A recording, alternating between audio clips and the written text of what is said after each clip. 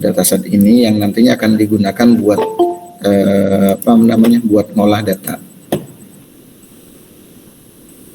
Oke, silakan nanti untuk yang pertama yang akan saya gunakan adalah data ini nih, data kelulusan mahasiswa. Data kelulusan mahasiswa itu sendiri merupakan salah satu dataset yang nantinya bisa digunakan untuk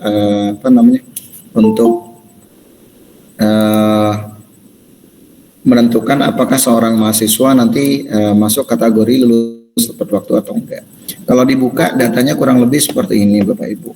Nah, seperti yang sudah kalian download, kurang lebih untuk datasetnya seperti ini nih. Sebentar, saya buka dulu. Datasetnya kurang lebih seperti ini nih. Ini contoh dataset yang digunakan untuk yang digunakan untuk menentukan apakah seorang mahasiswa status kelulusannya lulus tepat waktu atau enggak. Nah, untuk atributnya atau variabel yang digunakan, ada beberapa variabel yang digunakan, mulai dari contohnya jenis kelamin, selanjutnya ada variabel yang lainnya yang nanti yang digunakan di sini, jenis kelamin, berikutnya ada status mahasiswa contohnya, berikutnya ada di samping ada status mahasiswa, ada usia contohnya, berikutnya ada status nikah, IPS semester 1 sampai nanti IPS semester ke-8, dan ada IPK. Ini contoh variabel yang mempengaruhi variabel target. Variabel targetnya ini nih, status kelulusan. Ini yang disebut dengan variabel target yang nantinya akan digunakan untuk menentukan apakah seseorang status kelulusannya lulus tepat waktu atau enggak. Jadi status kelulusan di sini disebut dengan variabel target. Sedangkan variabel yang mempengaruhi dari variabel target itu sendiri ada beberapa variabel nih, contohnya ada jenis kelamin, status mahasiswa, usia, status nikah, IPS semester 1, semester 2 dan seterusnya. Oke, untuk data yang digunakan di sini ada yang bentuknya binominal, ada yang bentuknya polinominal, ada yang bentuknya numerik Bapak Ibu. Kalau kita filter seperti ini yang disebut dengan binominal seperti ini nih. Meskipun isi datanya sampai 379 record. Nah, 379 record, tapi untuk jenis kelamin kalau difilter kan isinya cuma 2 Bapak Ibu, laki-laki dan perempuan. Ini yang disebut dengan binominal. Begitu pula untuk status mahasiswa, ini nanti masuknya binominal juga kalau nanti kita olah menggunakan rapid manner-nya. Selanjutnya usia di sini masuknya nanti ke bilangan bulat sih sebenarnya kalau untuk yang usia. Status nikah ini masuk ke binominal juga. Sedangkan yang lainnya ini nanti disebut dengan numerik Bapak Ibu. Untuk tipe data dari dataset yang kita gunakan ini. Oke, langsung saya coba olah dengan menggunakan software rapid manner. Nanti hasilnya seperti apa?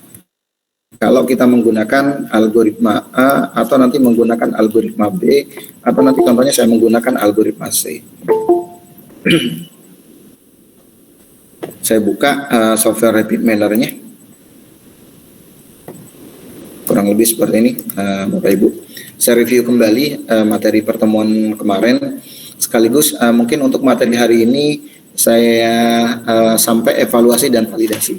Jadi dataset yang sudah kita miliki, contohnya dataset tadi, itu perlu diukur nilai akurasinya. Oke, selanjutnya kita klik new. Minta tolong Bapak Ibu sekalian untuk menu-menu yang ada di rapid manner di sini jangan kan ada banyak menu nih, jangan di minimize atau di maximize. Tujuannya untuk apa? Khawatir nanti teman-teman bingung sendiri. Ini kan banyak nih jendela minimize, maximize, atau contohnya di close dan yang lain-lainnya. Selanjutnya, kalau kurang gede nanti ngomong teman-teman ya, biar nanti saya perbesar. Ini kurang gede nggak kira-kira? Tampilannya kurang gede nggak? Cukup Pak. Cukup ya. Oke. Contoh nih, kalau seperti ini terlihat lebih gede nggak? Atau masih?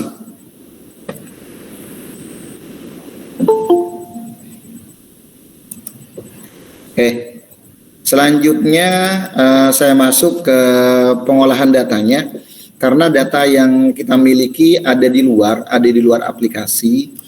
Jadi yang harus kita lakukan adalah klik impor. Nah, di operator di sini ada yang namanya impor Bapak Ibu. Diklik tanda plusnya. Selanjutnya boleh sambil diikutin.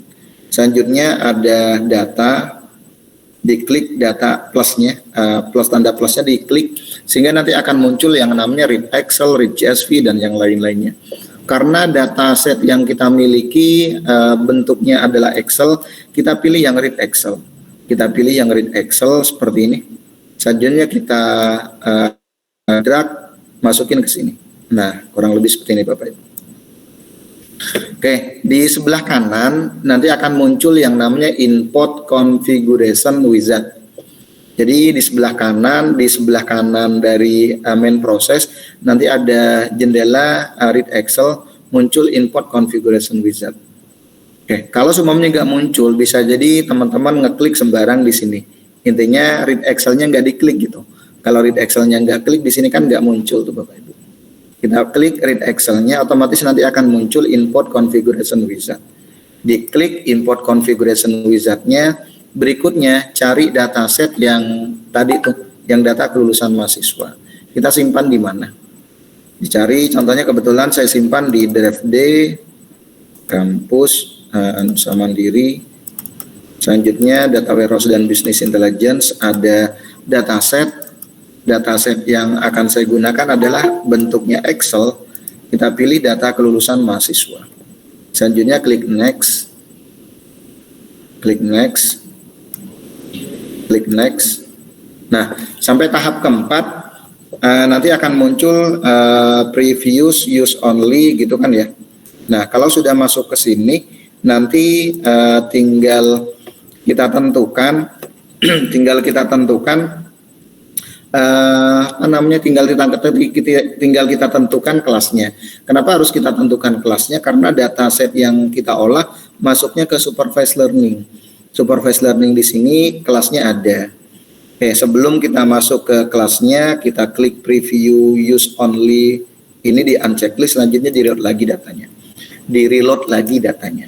Nah, di sini rapid manner akan ngedetect kira-kira atribut yang ada di dataset tersebut menggunakan tipe data apa. Contoh kalau nama mahasiswa di sini tipe data yang kedetek di sini adalah polinominal. Selanjutnya jenis kelamin, status mahasiswa di sini menggunakan binominal, umur menggunakan integer contohnya. Selanjutnya status nikah binominal, kategorikal Bapak Ibu sebenarnya sih. Selanjutnya IPS semester 1 sampai nanti IPK menggunakan numerik. Selanjutnya karena di sini masuknya ke supervised learning, dalam artian kelasnya sudah ada, kita tentukan kelasnya. Jangan dijadikan atribut, dijadikan label. Nah, untuk kelasnya nanti bisa kalian sorot nih, bisa kalian pindahkan jendelanya ini. Scroll barnya nanti tinggal kalian arahin ke sebelah kanan. Ada status kelulusan, ada atribut status kelulusan, jangan dijadikan atribut, tapi dijadikan label. Sekali lagi, untuk atribut kelulusan di sini kita jadikan target atau kita jadikan label atau keputusan. Baru selanjutnya klik finish. Nantinya ada error di sini, otomatis akan hilang. Oke, berikutnya kalau sudah kita, kalau contohnya sudah kita buka datasetnya, kita ambil datasetnya. Selanjutnya data ini akan kita olah menggunakan apa? Contoh akan saya olah menggunakan algoritma pohon keputusan seperti kemarin. Saya akan olah menggunakan algoritma pohon keputusan seperti kemarin. Caranya seperti apa? Klik modeling. Ada modeling di Bapak Ibu, diklik tanda plusnya. Selanjutnya ini algoritma di sini banyak nih. Selanjutnya kita pilih classification and regression. Berarti ada dua di sini, ada klasifikasi dan regresi. Contoh selanjutnya kita pilih yang tree induction, klik tanda plusnya. Nanti di sini ada beberapa algoritma yang nantinya bisa kita gunakan. Ada decision tree, ID tree, ada CHID, ada random forest dan yang lain-lainnya. Oke, saya pilih, contohnya saya mau menggunakan algoritma decision tree. Caranya di drag, masukin ke sini Bapak Ibu. Kalau pengen langsung terhubung, kita arahkan tanda panahnya ke ke garis ini. Nah, nanti otomatis akan terhubung. Kalau contohnya nggak terhubung, Bapak Ibu, anggaplah contohnya udah terlanjur seperti ini contohnya. Tinggal kalian connect dan disconnect. Caranya seperti apa? Dari data yang ada di read Excel, kita klik outputnya, selanjutnya kita masukkan ke decision tree. Klik, baru awalnya disconnect, selanjutnya kita connect. Tinggal kita klik OK aja. Nah, baru selanjutnya modelingnya kita hubungkan ke sebelah. Nah, seperti ini. Begitu pula Exa di sini nanti fungsinya untuk melihat datasetnya Bapak Ibu. Nah, kurang lebih seperti ini. Ada kesulitan? Baru selanjutnya nanti tinggal kita jalankan. Untuk menjalankan kita bisa klik ini nih, run. Kita bisa klik run or resume the current process, kita klik. Nah, di sini indikasinya nanti kalau seumpamanya teman-teman nggak bikin repository pada saat kita jalankan, otomatis kan dia minta disimpan. Kalau nggak bikin repository, biasanya kalaupun disimpan akan error Bapak Ibu. Oke, tapi tetap bisa di running, tapi nggak bisa disimpan aja gitu. Kalau semuanya nggak bikin repository. Selanjutnya saya klik yes contohnya. Selanjutnya saya buka repository saya. Oke, contoh saya bikin folder baru nih. Bikin folder baru aja dengan nama 117D01. Klik kanan, create folder contohnya. Selanjutnya saya bikin folder baru dengan nama 117D01. Oke. Selanjutnya kita klik OK. Nah, kita simpan dataset kita contohnya. Kita klik kelas kita. Selanjutnya namanya diketik Bapak Ibu. Name-nya apa di sini? Name-nya apa? Contoh penamaannya data kelulusan contohnya. Data kelulusan, data underscore kelulusan. Saya pakai C4.5 contohnya. Baru selanjutnya kita klik OK. Nanti akan muncul notifikasi seperti ini. Do you want to switch to the result perspective? Kita klik yes Bapak Ibu. Nanti otomatis akan muncul seperti ini nih. Ada 3 jendela di sini yang nanti akan muncul. Ada result overview, ada example set, ada decision tree Bapak Ibu. Oke, selanjutnya kita klik yang example setnya. Kalau pengen melihat data setnya, di sini ada penjelasan example setnya. Datanya sebanyak 379 atribut. 379 record Bapak Ibu. Selanjutnya satu spesial atribut katanya. Yang disebut dengan spesial atribut di sini merupakan labelnya atau yang biasa disebut dengan kelas. Labelnya apa? Status kelulusan. Biasanya warnanya beda nih. Selanjutnya yang 14 atribut disebut dengan atribut reguler. Reguler atribut katanya. Kalau pengen ngelihat tipe datanya bisa dilihat di sebelah kanannya. Contohnya untuk yang labelnya di sini binominal Bapak Ibu. Biasanya untuk yang kategori kayak tadi jenis kelamin ada laki-laki perempuan, selanjutnya status mahasiswa atau contohnya sambil bekerja, atau contohnya status kelulusan lulus tepat waktu atau tidak lulus tepat waktu, ini dikategorikan polinominal atau kategorikal gampangnya Bapak Ibu. Kalau pengen melihat data aslinya, kita klik data view. Nah, ini kurang lebih data aslinya dari dataset yang kita miliki. Datanya masuk sebesar 379 record. Selanjutnya kalau kita bikin rule Bapak Ibu, kita bikin rule dari data ini, otomatis rule yang harus kita buat ya sebanyak jumlah data itu, yaitu 379 record.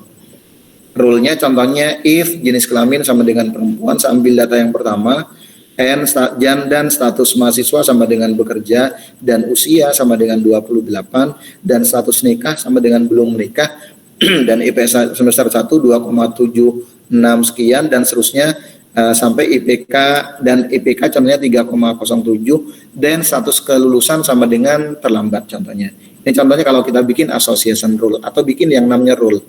If jenis kelamin sama dengan perempuan, N contohnya status mahasiswa sama dengan bekerja, N usia sama dengan 28, dan seterusnya, dan nanti status kelulusan sama dengan terlambat. Kalau kita bikin association rule dari dataset ini, kita akan bikin association rule sebanyak jumlah data itu Bapak Ibu. Sebanyak jumlah data yang ada di dataset kita. Kalau datanya 379, ya berarti data rule-nya nanti akan sebanyak 379 gitu. Tapi kalau kita olah dengan menggunakan algoritma pohon keputusan, seperti apa outputnya? Kita klik decision tree, ini kurang lebih output yang dihasilkan. Output yang dihasilkan dari decision tree-nya. Jadi rule yang terbentuk nggak sebanyak 379 gitu. Tapi yang terbentuk hanya 1, 2, 3, 4, 5, 6, 7, 8, 9, 10, 11 Bapak Ibu. Yang terbentuk dari pohon keputusan itu sendiri. Oke, contoh saya ambil yang sebelah kiri ini. If status mahasiswa sama dengan bekerja, and IPS semester 2 lebih besar dari 3,59, dan status kelulusan sama dengan tepat waktu. Kalau kursornya kalian arahin ke sini Bapak Ibu, diarahin ke sini, contohnya ke ke tepat waktu di sini, di tepat waktu, contohnya nanti akan muncul size-nya. Jumlah datanya ada 2. Jadi data yang sesuai dengan rule ini cuma ada 2 dari 379. Kalau pengen ngelihat rule yang association rule secara keseluruhan, kita bisa klik text view-nya. Nah, seperti ini. Kalau pengen ngelihat rule secara keseluruhan, berikut jumlah data yang sesuai Bapak Ibu. Ya, contoh, jika status mahasiswa sama dengan bekerja dan IPS semester 2 lebih besar dari 3,59, maka status kelulusannya tepat waktu. Jumlah data yang sesuai cuma ada 2 gitu dari 379. Yang sesuai dengan rule ini maksudnya Bapak Ibu. Ada lagi, if status mahasiswa sama dengan bekerja dan IPS semester 2 lebih kecil atau sama dengan 3,59, and IPS semester 8 lebih besar dari 2,95, and IPS semester 3 lebih besar dari 2,57, dan status kelulusannya terlambat. Jumlah datanya ada 12 yang sesuai dengan rule ini. Kurang lebih seperti itu. Kalau kita ngebaca association rule dari dataset ini.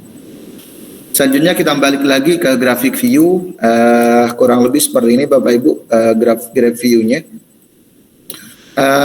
Untuk graph view-nya kurang lebih seperti yang ada di depan ini. Ini pohon keputusan yang terbentuk kalau kita menggunakan repeat manner. Tapi sebenarnya kalau pohon keputusan aslinya kan nggak kotak seperti ini Bapak Ibu. Kalau dilihat aslinya pohon keputusan itu kan bentuk dari pohon keputusan biasanya kan bulat, not Bapak Ibu ya, not, selanjutnya nanti tarik ke bawah dan not lagi, tarik lagi ke bawah, not lagi, dan seterusnya. Kalau pengen menampilkan dalam bentuk aslinya, di bawah tree di sini kita bisa uncheck checklist untuk not labelnya. Ini kan masih ke checklist Bapak Ibu. Kalau kita unchecklist nanti akan terbentuk wujud aslinya seperti ini. Cuman nama variabelnya atau nama atributnya nggak ditampilkan Bapak Ibu. Kurang lebih seperti yang ada di depan ini. Cuman isiannya yang ditampilkan. Kalau pengen polos semuanya, add labelnya kita unchecklist. Kurang lebih seperti ini. Cuman kan nggak kelihatan nama atributnya Bapak Ibu. Makanya kalau kita menggunakan pohon keputusan, salah satunya kalau menggunakan algoritma pohon keputusan, nanti yang akan ditampilkan kalau menggunakan tree ya seperti ini. Bisa kita rubah contohnya. Ini contohnya kalau menggunakan tree type dan yang lain-lainnya. Kalau menggunakan radial Bapak Ibu seperti ini contohnya. Ataupun yang lain-lainnya tergantung yang kalian kehendaki contohnya. Tapi umumnya yang nantinya akan ditampilkan adalah dalam bentuk tree atau decision tree. Oke, kurang lebih seperti itu. Oke, selanjutnya kalau kita olah pakai algoritma yang lainnya kira-kira bisa nggak gitu. Contoh, saya olah pakai algoritma neural network contohnya Bapak Ibu. Caranya seperti apa? Kalau seumpamanya saya pengen olah algoritmanya menggunakan algoritma neural network. Dataset yang kita miliki nggak semuanya bisa digunakan untuk semua algoritma Bapak Ibu. Jadi satu dataset nggak bisa digunakan untuk semua algoritma. Kadang-kadang algoritma tersebut contohnya menginginkan tipe data yang seperti apa contohnya. Contoh nih kalau contohnya saya ganti dengan menggunakan algoritma neural network contohnya. Kita klik switch to design perspective supaya balik lagi ke desain awalnya. Decision tree-nya saya ganti Bapak Ibu. Decision tree-nya saya ganti contohnya neural network. Caranya klik kanan, replace operator. Selanjutnya pilih modeling Bapak Ibu. Selanjutnya pilih classification and regression. Nanti akan muncul lagi itu neural net. Nah, klik neural net, pilih neural net Bapak Ibu. Kurang lebih seperti ini. Nah, terlihat di sini ada warna merah Bapak Ibu. Artinya biasanya ada error. ada error di salah satunya mungkin di data ataupun yang lain-lainnya. Biasanya errornya ada di bawah nih Bapak Ibu. Errornya ada di message ini yang nantinya perlu Bapak Ibu perbaiki. Errornya ada di bawah ini yang nantinya perlu diperbaiki. Kalau contohnya lampunya masih berwarna merah, berarti ada indikator, itu merupakan indikator kalau ada yang bermasalah dengan proses pengolahan data kita. Kita bisa lihat dari message-nya, di sini ada keterangan neural network itu nggak mau menggunakan tipe data binominal Bapak Ibu. Tadi kan ada beberapa tipe data yang menggunakan binominal, contohnya jenis kelamin, selanjutnya status mahasiswa, selanjutnya kesibukannya, contohnya status, selanjutnya ada status mahasiswa dan seterusnya. Ini yang menggunakan binominal. Caranya seperti apa supaya nanti bisa terbaca kalau menggunakan algoritma neural network? Contoh, neural network itu menginginkan data-datanya dibuat dalam bentuk numerikal Bapak Ibu. Contoh jenis kelamin laki-laki perempuan contohnya. Nanti bisa diganti laki-laki 1, perempuan 1.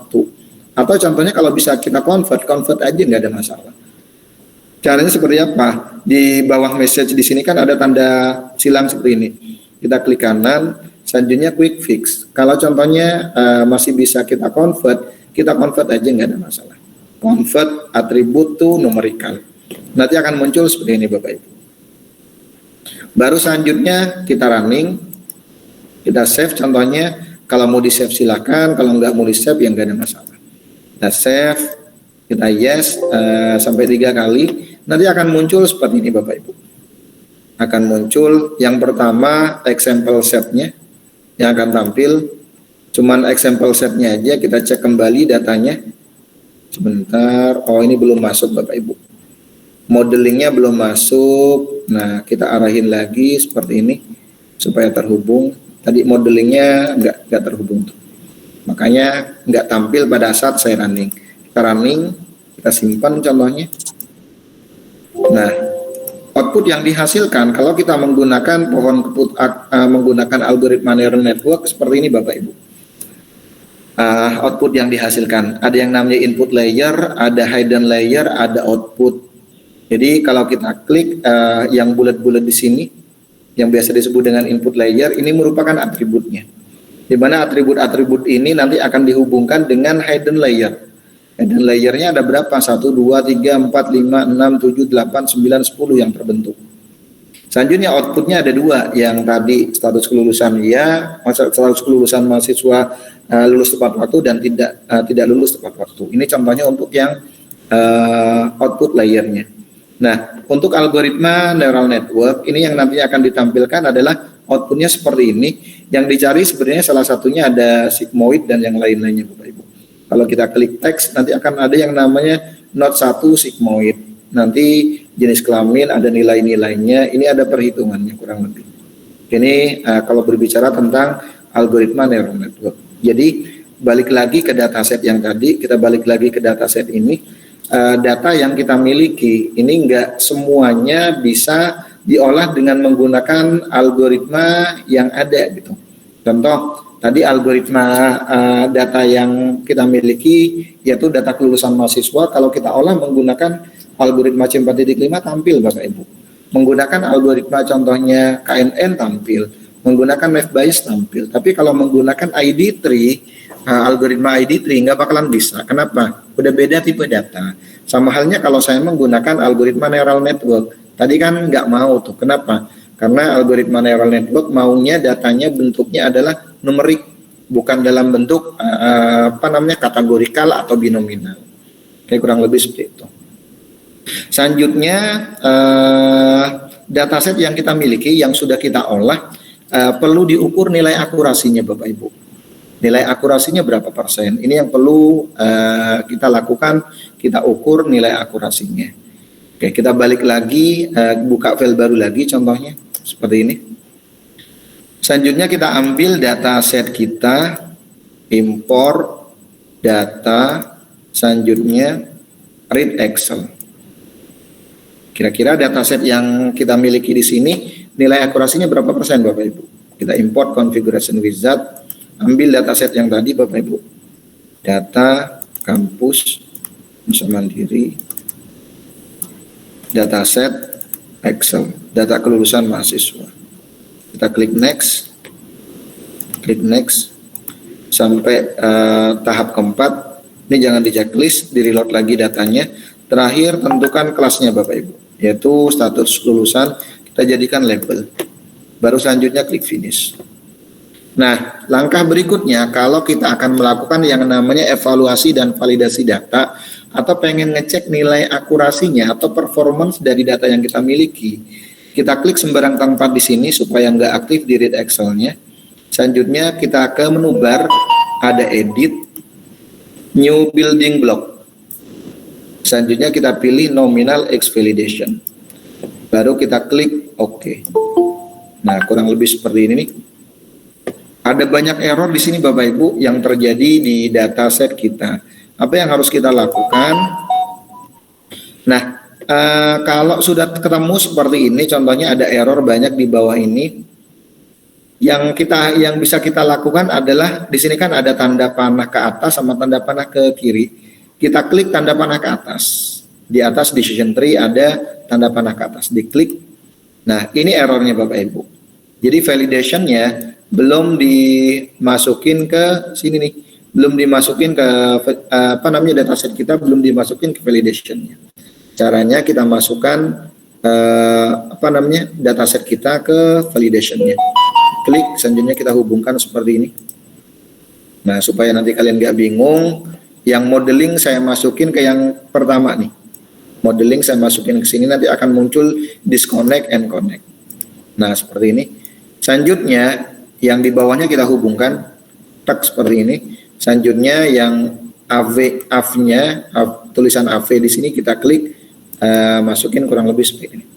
Baru kita running Bapak Ibu. Baru kita running. Algoritma yang digunakan di sini kalau kita klik yang tanda kayak buku kertas double, kita klik, double klik, nanti akan masuk ke decision tree-nya. Selanjutnya kalau pengen balik lagi ke tadi, kita klik tanda panah ke atas. Selanjutnya kita bisa running, kita simpan contohnya, kita simpan di folder kita, contohnya 117D01, contohnya evaluasi, contohnya akurasi kelulusan, akurasi data kelulusan, akurasi data kelulusan. Menggunakan algoritma C4.5 Baru selanjutnya kita klik OK. Nanti akan muncul seperti ini, klik yes. Satu lagi, kurang lebih seperti ini. Sekarang ada 4 jendela. Ada 4 jendela. Yang pertama ada result overview. Yang kedua ada example setnya seperti tadi Bapak Ibu. Yang muncul adalah metadata view-nya. Klik berikut data view-nya. Selanjutnya ada decision tree-nya, pohon keputusannya. Satu lagi yang muncul adalah performance vektornya Bapak Ibu. Performance vektor yang muncul di sini karena kita menggunakan algoritma klasifikasi. Biasanya algoritma klasifikasi yang muncul adalah akurasinya. Akurasi dari data yang kita miliki 91.02%. Berarti margin of error-nya yang mau sampai ke 100 kan kurang 8,98% Bapak Ibu ya. Berarti ada margin of error-nya sebanyak 8,98%. Terus ada presisinya, ada recall, berikutnya kurva AUC-nya 0,908. Ini untuk yang algoritma C4.5. Gimana kalau kita olah dengan menggunakan algoritma yang lainnya? Akurasinya sama enggak? Kita coba olah dengan menggunakan algoritma yang lainnya. Kita klik tanda ini Bapak Ibu, tanda notepad di sini. Selanjutnya kita ganti algoritmanya. Caranya di double klik di validation. Kita double klik di validation. Di sini ada algoritma decision tree. Kita rubah modelingnya. Caranya klik kanan, replace operator istilahnya Bapak Ibu. Selanjutnya ada modeling, klik modeling. Selanjutnya pilih classification and regression. Selanjutnya saya coba pakai Bayesian modeling, Naive Bayes. Nah, kalau tadi kita menggunakan algoritma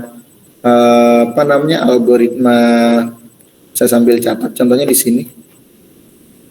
Sambil catat, anggaplah saya bikin catatan seperti ini Bapak Ibu di Excel contohnya. Bikin catatan seperti ini di Excel, mana nih Excelnya? Nah, contoh saya bikin di Excel catatannya. Boleh kalian menggunakan notepad ataupun yang lain-lainnya contohnya. Ini algoritma yang saya gunakan, terus akurasinya berapa, kurva AUC-nya berapa. Kalau tadi algoritma C4.5, akurasinya 91,02%. Selanjutnya kurva AUC-nya 0,908. Nah sekarang kita coba pakai NAV Bayes. Satu lagi nanti KNN Bapak Ibu, KNN. Kira-kira akurasi dan kurva AUC-nya berapa? Ini contohnya saya tes tes nilai akurasi dari data ini menggunakan algoritma yang ada. Oke, sebentar. Nah contohnya seperti ini. Selanjutnya kita olah lagi dataset yang tadi Bapak Ibu. Kita olah lagi data yang tadi. Mana nih? Nah yang ini kita ganti dengan menggunakan NAV Bayes. Kita menggunakan NAV Bayes. Kira-kira nilai akurasinya berapa persen? Kita running. Ini cara cepatnya kalau semuanya nggak mau ngolah data dari awal lagi Bapak Ibu. Dalam artian nggak import lagi, impor data kayak tadi lagi itu. Ini tinggal kita ganti operatornya aja. Tinggal kita ganti algoritmanya aja. Selanjutnya kita klik yes. Yes. Lihat nilai akurasinya sekarang di performance vector Bapak Ibu. Kalau kita menggunakan algoritma NAV Bayes, di sini nilai akurasinya 82,87%. Saya catat di sini 82,87%. Selanjutnya kurva AUC-nya. Kurva AUC-nya kita klik 0,891. 0,891. Nah, selanjutnya kita olah lagi contohnya dengan menggunakan algoritma KNN. Hasilnya seperti apa? Klik kanan di NAV Bayes-nya, replace operator, kita pilih modeling, selanjutnya kita pilih classification and regression. KNN itu ada di lazy modeling Bapak Ibu. Nama algoritmanya lazy modeling gitu. Klik KNN. Di sini pun datanya nggak error. Kita coba running. Kita simpan. Lihat nilai akurasinya Bapak Ibu. Di performance vector 84,15.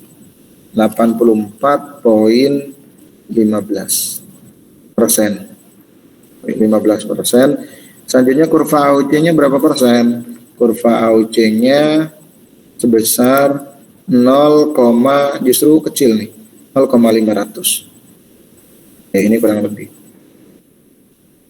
0,500 atau 0,5 kalau disingkat. Jadi setelah kita olah dataset tadi dengan menggunakan contohnya 3 algoritma, ternyata diperoleh kesimpulan seperti ini Bapak Ibu, kesimpulannya. Nah ini kesimpulannya setelah saya catat. Ini contohnya kesimpulannya, menggunakan algoritma C4.5 akurasinya 91,02%, AUC-nya 0,908, menggunakan NAV Bayes 82,87%, AUC-nya 0,891. Terakhir, kalau menggunakan KNN, nilai akurasinya 84,15%, akurasinya 0,500. Kayak kurang lebih seperti itu. Nah, penjelasan dari performance dan yang lain-lainnya ini ada di materi pertemuan kelima ini Bapak Ibu. Ada di materi pertemuan kelima ini, nanti kalian bisa sambil membaca materi yang sudah saya upload di Elnusa. Materi yang sudah saya upload di Elnusa yang ngebahas tentang algoritma ini. Yang ngebahas tentang algoritma yang ada di bidang keilmuan data mining sebentar. Saya login dulu.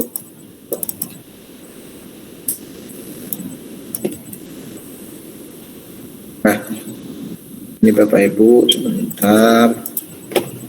Kalian nanti sambil baca di sini nih.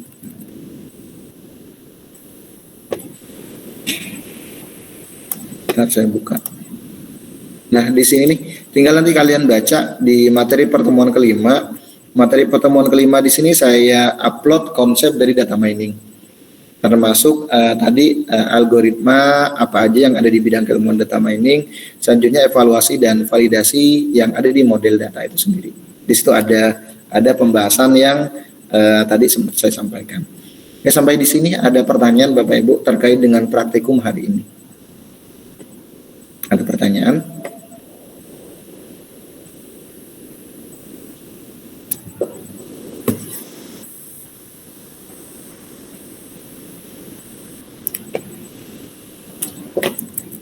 Oke, kalau nggak ada pertanyaan, ini kurang lebih materi yang ada di materi pertemuan kelima, Bapak Ibu, yang saya sengaja majuin di materi pertemuan kelima.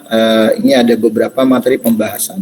Berikut kenapa kita membahas tentang algoritma data mining, selanjutnya algoritma apa aja yang ada di algoritma data mining itu sendiri. Oke, di sini ada di slide keberapa nih ya? Sebentar Bapak Ibu. Jenis algoritma yang ada di bidang keilmuan data mining, ini proses yang ada di data mining. Untuk data setnya kalian bisa ngambil dari salah satu dari yang tadi. Kalau untuk yang untuk yang open dataset atau untuk yang untuk yang public dataset. Nah, ini ada beberapa algoritma yang ada di bidang keilmuan data mining Bapak Ibu yang nantinya bisa kalian gunakan. Yang tadi saya bahas, saya fokus ke algoritma klasifikasi. Tadi ada algoritma C4.5 atau decision tree, ada algoritma Naive Bayes kan Bapak Ibu ya. Selanjutnya ada algoritma KNN atau K-nearest neighbor. Selanjutnya tadi muncul yang namanya akurasi Bapak Ibu. Akurasi ini kalau algoritma klasifikasi munculnya memang akurasi dan kurva AUC. Nah, di sini ada pembahasan kalau kurva AUC-nya contohnya muncul 0,9 sampai 1, ini masuknya ke excellent classification. Kalau 0,8 sampai 0,9 masuknya ke good classification menurut Brunescu. Ini kurang lebih pembahasan yang tadi itu Bapak Ibu. Oke, mungkin sampai sini saja penjelasan yang bisa saya sampaikan. Insya Allah nanti saya lanjut lagi minggu depan. Minggu depan saya bahas ke algoritma Bapak Ibu. Jadi ngitung-ngitung ya untuk minggu depan. Hitungnya nggak terlalu sulit kok nanti. Saya mulai dari yang algoritma asosiasi. Pak, izin Pak, bentar. Untuk algoritma a priori itu masuknya ke apa Pak? A priori masuknya ke algoritma asosiasi. Oh, berarti dibahas minggu besok gitu ya Pak? Iya, minggu besok saya bahas. Oke, baik Pak. Yuk, ada lagi Bapak Ibu? Cukup? Kalau nggak ada yang mau ditanyakan untuk materi pertemuan ini, saya cukupkan sampai di sini. Mohon maaf kalau ada kata-kata yang kurang berkenan. Saya akhiri. Assalamualaikum warahmatullahi wabarakatuh dan salam sehat untuk kita semuanya.